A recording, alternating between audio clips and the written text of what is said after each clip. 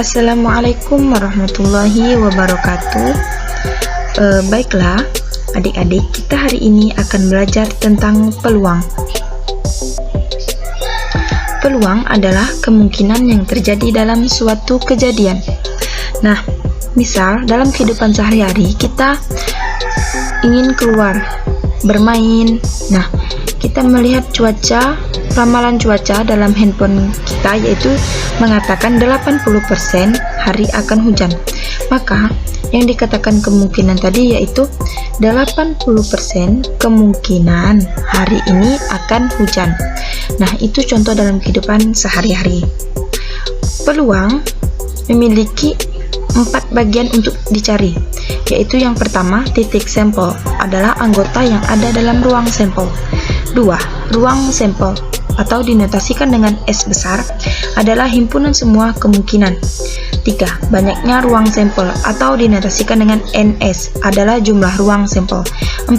Kejadian peluang adalah kemungkinan yang sudah pasti terjadi. Nah, ini kita mempunyai contoh yaitu koin atau uang logam. Kita perhatikan. Nah, di dalam koin ini memiliki 2 sisi, yaitu angka dan gambar. Maka dari kita lihat ini kita bisa melihat menentukan 4 poin di atas tadi. Yang pertama yaitu titik sampel. Titik sampel adalah bagian yang ada pada sisi koin. Nah, ini tadi sisi koin, yaitu ada gambar dan angka. Setelah itu ruang sampel atau dinotasikan dengan S besar sama dengan cara penulisannya yaitu buka kurung kurawal, G ini sebagai gambar, A ini sebagai angka. Nah, setelah itu baru ditutup dengan kurung kurawal lagi. Yang ketiga, banyaknya ruang sampel. Banyaknya ruang sampel dirumuskan dengan NS sama dengan 2 pangkat N, di mana NS ini adalah notasi banyaknya ruang sampel dan 2 ini adalah jumlah sisi koin. Ini jumlah sisi koinnya yaitu ada 2, dan saat pertanyaan tentang koin maka jumlah sisi koinnya tidak berubah, yaitu tetap 2, dan N ini sebagai jumlah koin yang dilempar. Kejadian atau peluang berlaku hanya jika ada pertanyaan tentang kemungkinan kejadian. Rumusnya yaitu P sebagai notasi peluang, jumlah kejadian yang memenuhi syarat per jumlah total kejadian atau dinotasikan dengan NA per NS. Contoh soal. Kita masuk ke contoh soal. Sebuah koin dilempar 1 kali, tentukan titik sampel, ruang sampel, banyaknya ruang sampel, dan jika sudah didapatkan hasilnya, tentukan kejadian atau peluang dari masing-masing anggota ruang sampel. Nah, di sini dikatakan, misal nih kita mempunyai uang logam 500 itu 1, terus kita lemparkan 1 kali.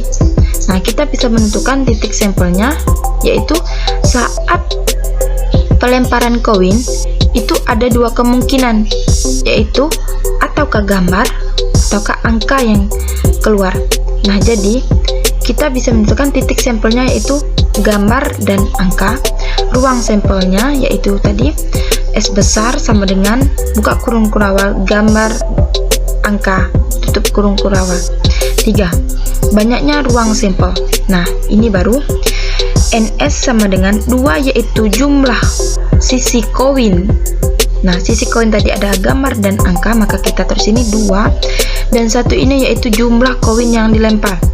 Jumlah koin yang dilempar ini pada soal yaitu 1, sebuah koin. Nah, jadi kita bikin pangkat 1, 2 pangkat 1 sama dengan 2. Jadi banyaknya ruang sampel yaitu 2. 4. Kejadian. Nah, di sini contoh soal meminta kita untuk tentukan kejadian peluang dari masing-masing anggota ruang sampel. Nah, masing-masing anggota ruang sampel yaitu ada gambar dan angka. Nah, kita lihat ini ruang sampel, gambar dan angka.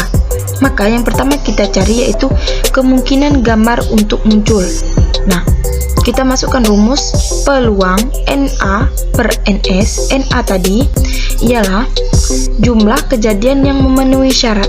Nah, gambar ini yaitu sebagai kejadian yang memenuhi syarat pada soal. Maka kita lihat gambar pada ruang sampel yaitu berjumlah 1.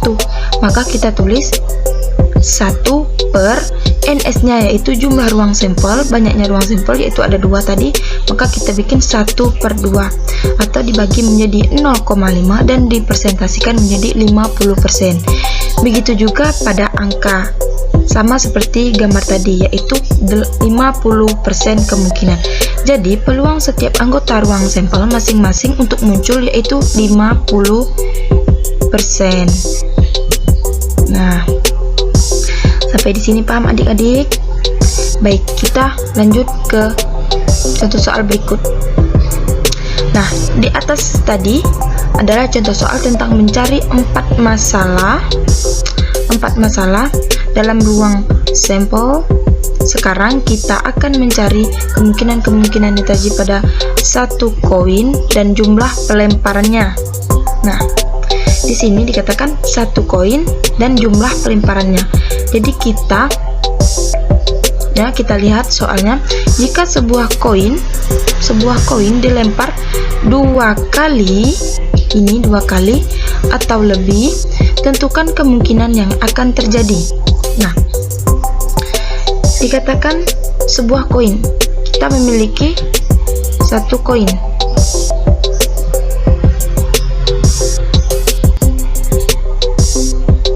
Nah,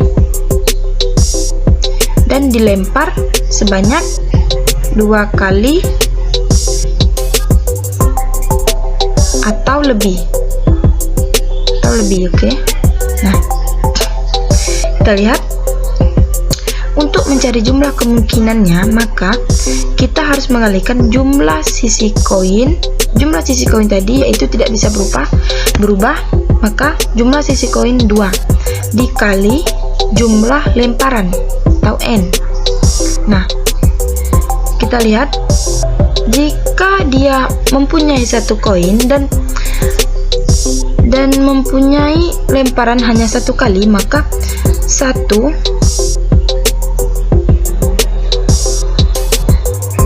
2 dikali 1 itu sama dengan 2. Benar pada pertanyaan yang sebelumnya, yaitu ada 2 kemungkinan pada 1 koin dan 1 kali pelemparan. Nah, bagaimana dengan 2 kali lemparan atau lebih? Nah, kita lihat 2 kali lemparan sama dengan 2 dikali 2. 2 ini yaitu jumlah lemparannya tadi, yaitu N tadi kan. Jadi 2 dikali 2 itu sama dengan 4. Berarti setiap satu koin dilempar 2 kali yaitu memiliki 4 kemungkinan. Begitu juga dengan yang 3 kali lemparan, yaitu 2 dikali 3 sama dengan 6 kemungkinan. Jadi setiap 3 koin, satu koin dilempar 3 kali, maka memiliki 6 kemungkinan. Begitu selanjutnya hingga kita rumuskan N kali lemparan sama dengan 2 dikali N sama dengan hasil kemungkinannya. Oke, saya ulangi. Untuk mencari kemungkinan pada satu koin dan banyaknya lemparan, maka kita memiliki rumus 2 dikali N, di mana 2 adalah jumlah sisi koin dan N adalah jumlah lemparannya.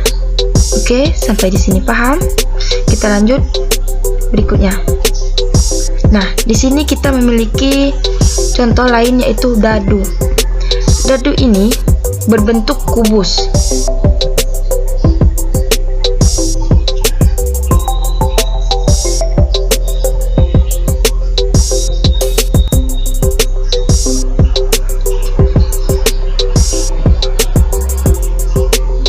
Nah, setiap kubus memiliki 6 sisi, yaitu sisi 1, 2, 3, 4, 5, dan 6, yaitu sisi depan, belakang, samping kiri, samping kanan, dan atas dan bawah. Di dalam dadu memiliki 6 sisi dan memiliki titik yang berbeda, yaitu ada yang 1, 2, 2, 3, 4, 5, dan 6. Jadi kita bisa menentukan titik sampelnya, yaitu bagian yang ada pada sisi, oh ini salah ya, ralat, ini adalah dadu.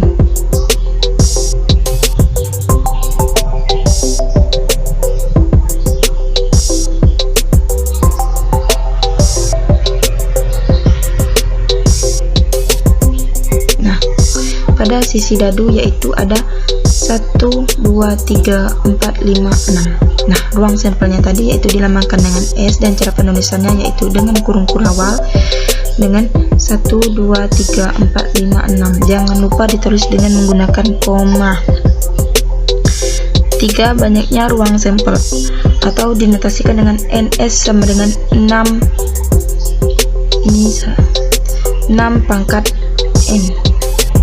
Nah, di mana NS sebagai notasinya dan 6 yaitu jumlah sisi dadu tidak berubah dan hanya berlaku pada dadu saja, dan N yaitu jumlah dadu yang dilempar. 4. Kejadian peluang berlaku hanya jika ada pertanyaan tentang kemungkinan kejadian.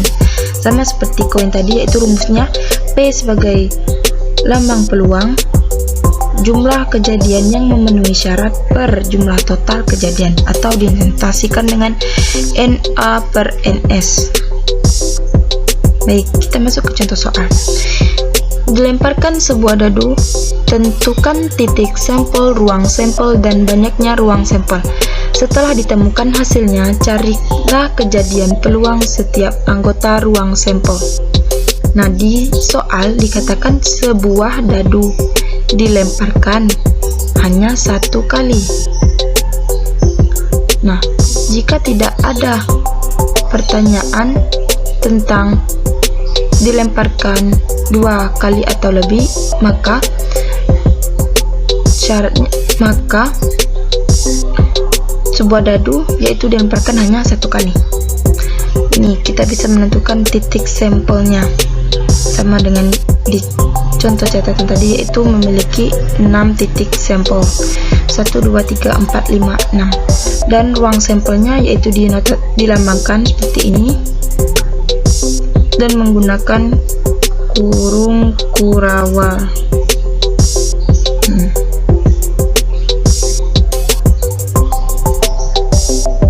Banyaknya ruang sampel yaitu NS sama dengan 6 tadi sebagai jumlah sisi dadunya, dan 1 yaitu sebagai banyaknya koin yang dilempar. Maka 6 pangkat 1 sama dengan 6, berarti banyaknya ruang sampel yaitu 6, sama seperti di sini, sama kan? Nah, kita masuk ke kejadian. Di kejadian kita memiliki yang pertama yaitu kemungkinan 1 dulu. Kemungkinan 1 untuk muncul. Jadi kita lihat ini kan setiap anggota ruang sampel. Anggota ruang sampel yaitu memiliki pada dadu yaitu memiliki 6 anggota, yaitu 1 hingga 6.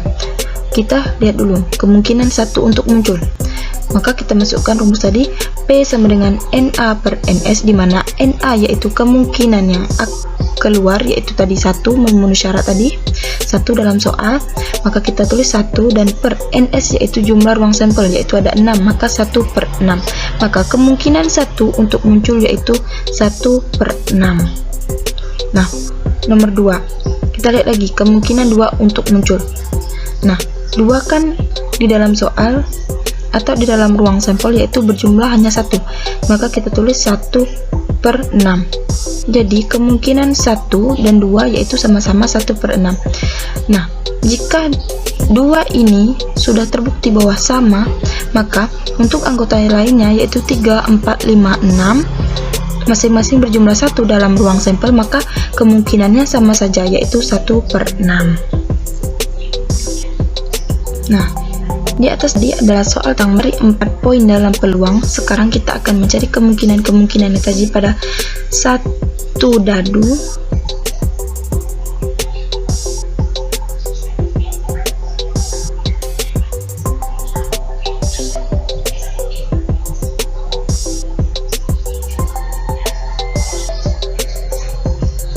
satu dadu dan jumlah pelemparannya. Ingat, dia melihat jumlah pelemparannya. Contoh, jika sebuah dadu